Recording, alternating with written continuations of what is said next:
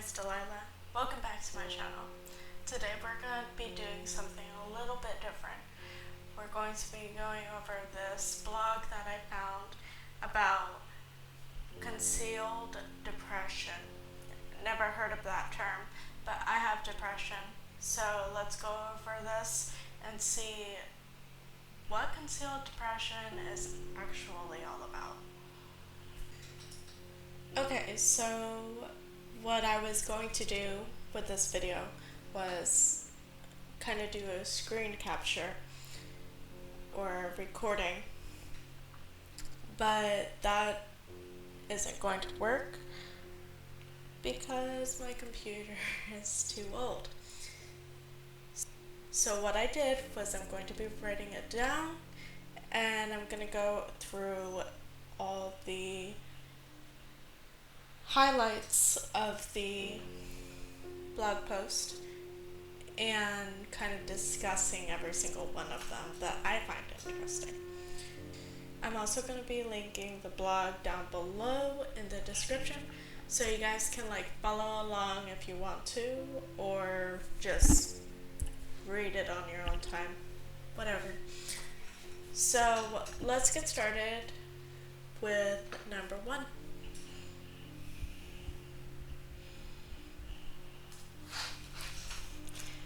Now the first one is they may make efforts to appear okay. Now I can see this, I do this because I don't want to seem depressed all the time, even though I am. A lot of people with depression just don't want to be a downer. They actually do like having fun sometimes.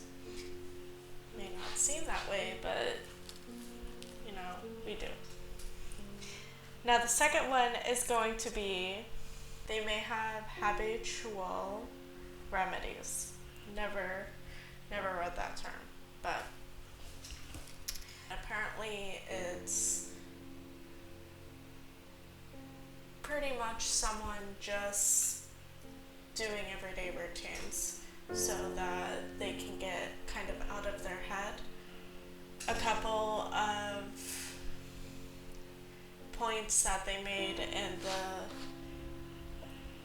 the blog was therapy, medications, music, exercise, running, driving, etc. And I guess that can be a good thing for some people with depression. Therapy has never really helped me. I've tried it a couple of times.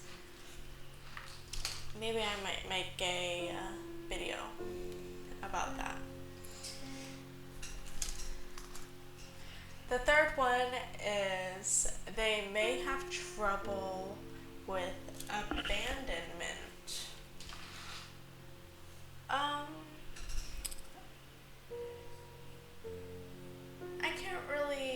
I don't really think I have anything to say about that one.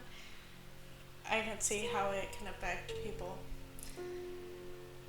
and having depression can amplify that. So number 4 is going to be pros at cover-up stories. Now I can contest to this. I am a very good cover-up story artist. I can make some pretty good cover-up stories, but I'm trying to get better at that. Number 5 is abnormal sleeping and eating habits. I can say that this is pretty spot on. I have pretty abnormal eating habits, and what is sleep? A lot of people with depression, um, I've noticed, will not eat what's best for them.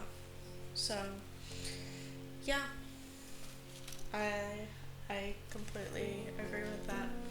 So far, this list is pretty much just about normal depression. Okay, number 6 is understanding substance differently. For me personally, this is actually pretty. I've never read an article about depression that, even stated this. But I've noticed for at least myself that certain substances affect you differently. Like in the article, they said alcohol is a downer. So, depending on what kind of person you are, whether you have an upper personality or a downer personality, um, these substances will affect you tremendously. Like, I have a downer personality. So, what I do to compensate and make me a more enjoyable person to be around, I drink a lot of coffee. Oh, this is a good story. When after I just had my kid, I had PPD, which is postpartum depression. Um, I was given Zoloft, which is a downer medication, and I also have a downer personality. So, what that did to me was it just made me go down even further, and it kind of zombified me. So, like, I wasn't even there most of the time I was taking that medication. But that's what can happen. And another story, when my younger sister was first diagnosed with depression, they gave her Percocets, and she's an upper personality. Percocets and upper personality don't really mix good together.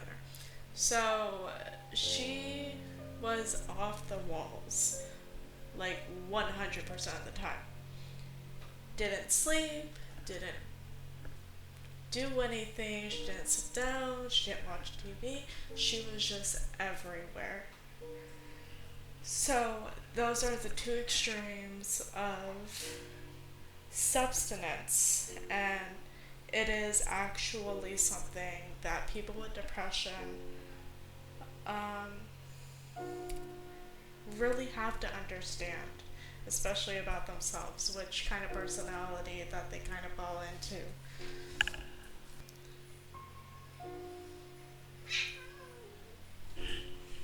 Hey, be nice to your brother.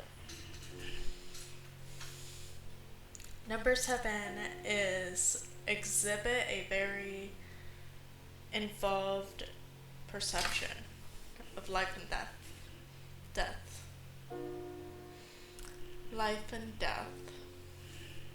Now, what it talks about in the blog is that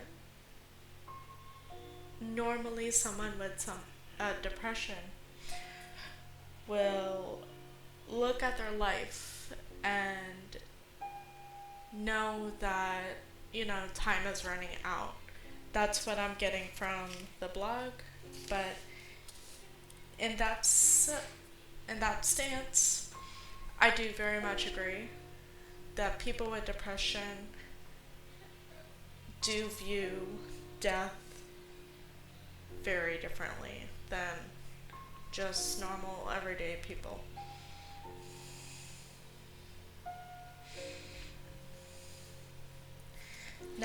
Number 8, often uniquely talented and expressive. I've noticed that a lot of people with depression are very talented. A lot of artists, musicians, actors, they all have, a lot of them have depression.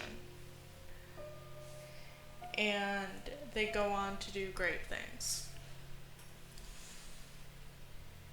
Now, for myself, I have been told that I'm a pretty good artist and that I should do that as a living.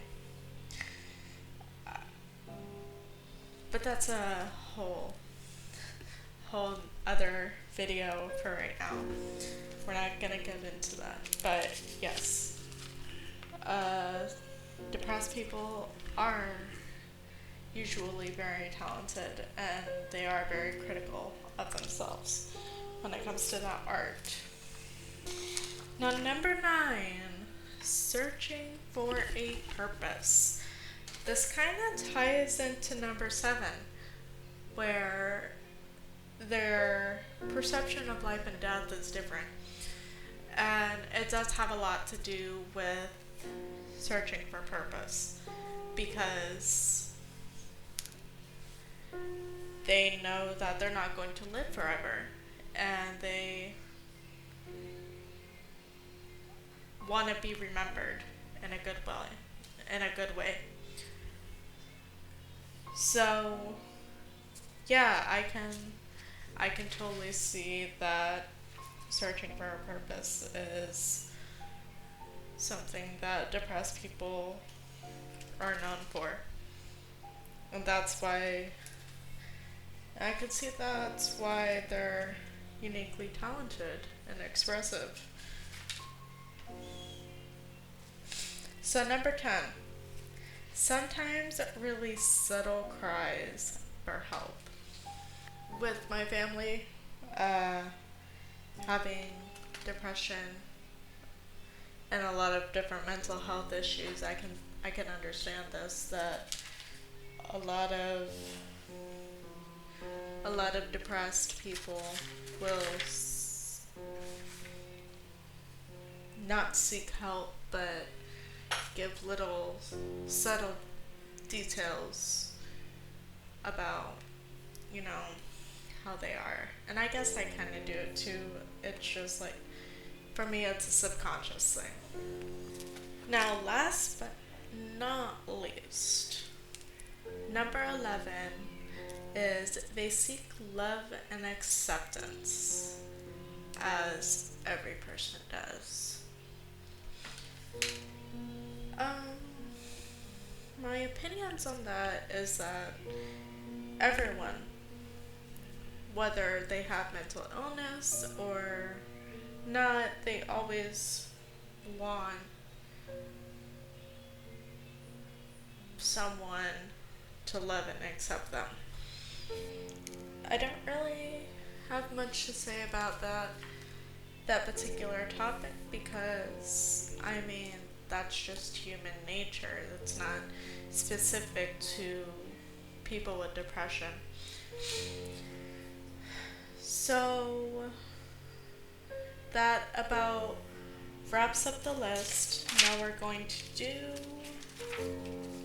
my thoughts on this. Now, this blog was called 11 Habits for People with Concealed Depression. And my thoughts about that is that you don't have to have this concealed part when coming about this list. This is a very general list for people with depression, any kind of depression, really. Whether it's like a type of grieving depression, a PPD, or just small depression that hits you every once in a while. But yeah, this is a very, very general list, but I'd say it's a pretty good list. A lot of people nowadays are being diagnosed with clinical depression, and talking about it more and putting more information out there in a format that most people can read is very good for understanding and helping the general mass understand where a lot of people with depression are coming from. So, I really liked this little journal entry. It was very broad. It painted a lot of people with depression, and even a lot of the stuff I go through personally. So for that, that's the end of it. Good job, HuffPost. And like I said, I'll link this blog down in the description below, and you all can go and read it if you like. If you like this video, comment down below what you liked most about it, and leave a like and subscribe. Alright, that's it. I'm really bad at endings, so